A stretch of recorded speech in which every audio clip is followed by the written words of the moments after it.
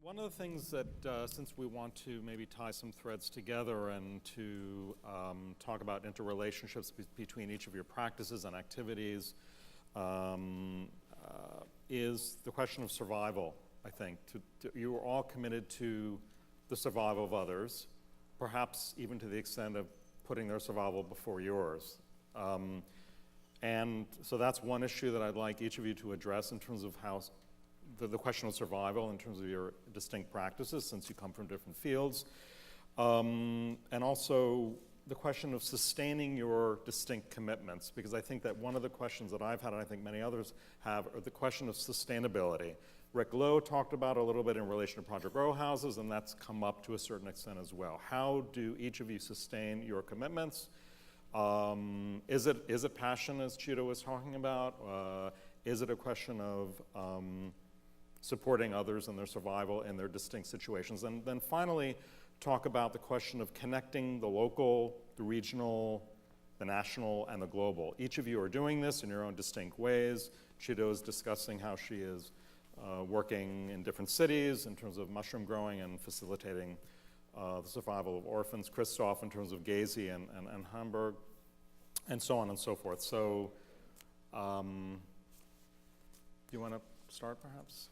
Oh my Since God. we just, I had a normal practice of architecture, in fact, for quite a number of years. But with the increasing riots in 1989, people coming down off the hillsides, smashing windows, and then hyperinflation, a couple of coups d'etats, a kind of social revolution, we had to rethink what we were going to do.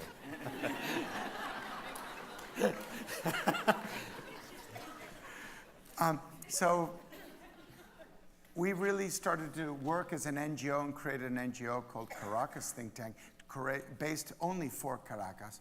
But then it grew, and the grassroots movement that we did, like giving little goals for children up in the slums, and we've worked pretty much in every slum in Caracas, led us to look for projects. And actually, we didn't have to invent too much. People already knew what they needed.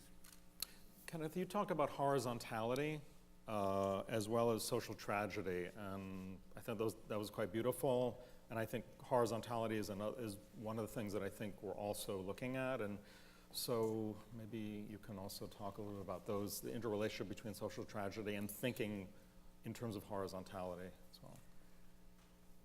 Well, I guess I don't know if am I mic'd? Oh, okay. I guess a lot of the times when we're thinking about social change, or when we're thinking about the city, we often forget about that space that exists when people just are together.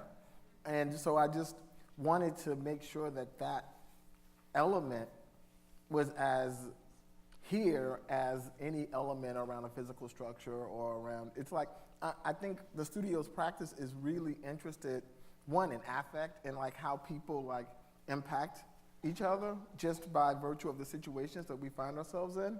And the reason why I wanted to talk about social tragedy, particularly for this particular panel, was because I feel like placemakers really need to think about the affective dimension of social life.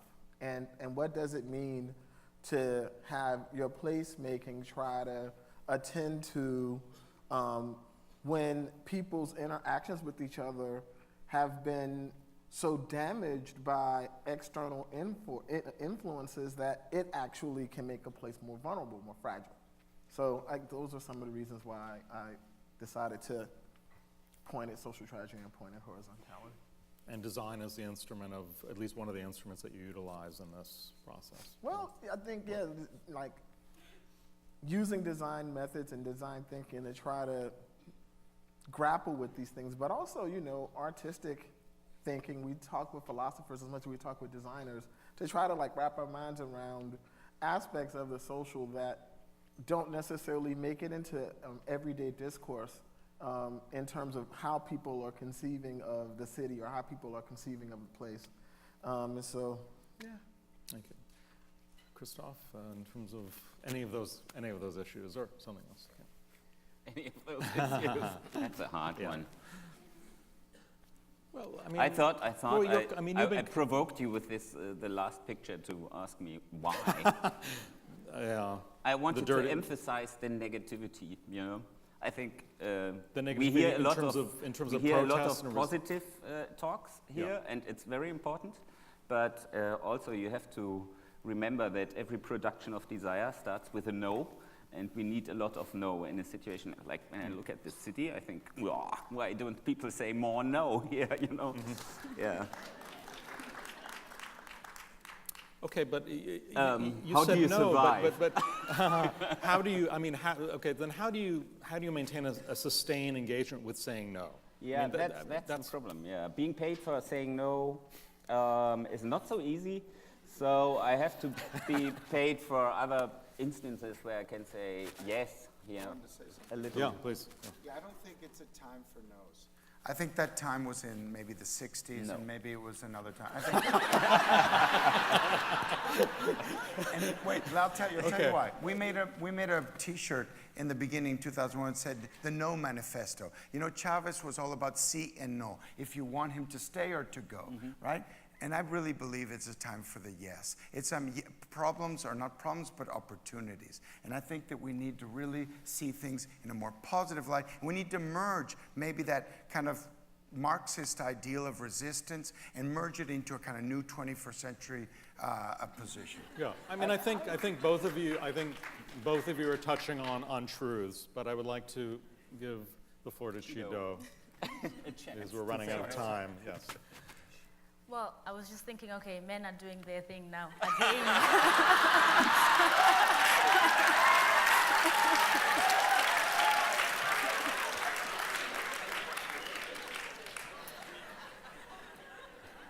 So,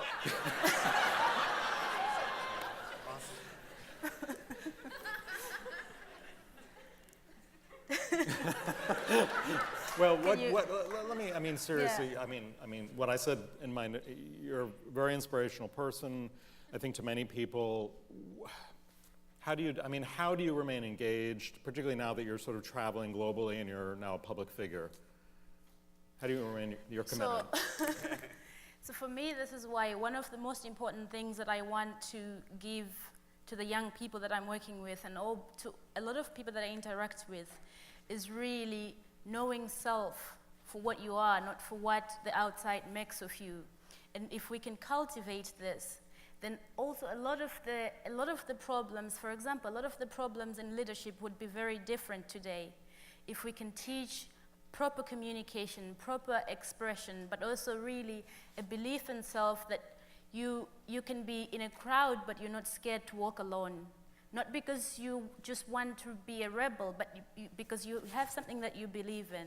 So it's really about building the inner person and not just being reactive of what's happening around us, but we need a lot of proactivity where it's coming from within us, we're initiating it. It's not just being influenced by what's happening outside. So that's something that speaks to that is also the concept of building economies of need. So really getting engaged in the things that we do because we know this is what we need. And when we start from things like that, then a lot of the no's will be eliminated like that. We need to change the conversation. Yeah, to change the rules of the game, my father always says. Thank you. Well, I mean, I think that's the question that many people are thinking about is how to change the rules of the game, perhaps through the initiating of putting pressure on law to a certain extent. Follow the money. Situations. Follow the money. Yeah, following the money. Follow the money. Yeah. Well, but And reveal that. so go ahead. So I do have something to say to that. So following the money is but one thing, but for me, there's something powerful about really engaging with the people that are really affected by this. I mean, I'm from Zimbabwe. Putting pressure, what is that? So to really go into the spaces where this change is needed now, we know those places and we know the people are willing.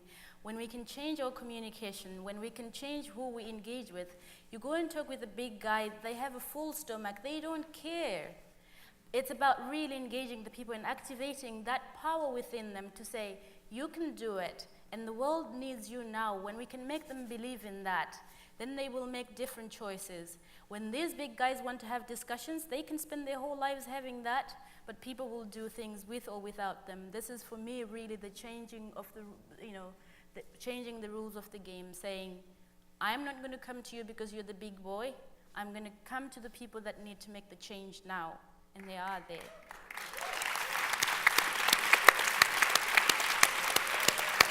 Well, thank you. Sorry, I think we're being ushered off the stage. Yeah. Thank you. Thank you. Thank you.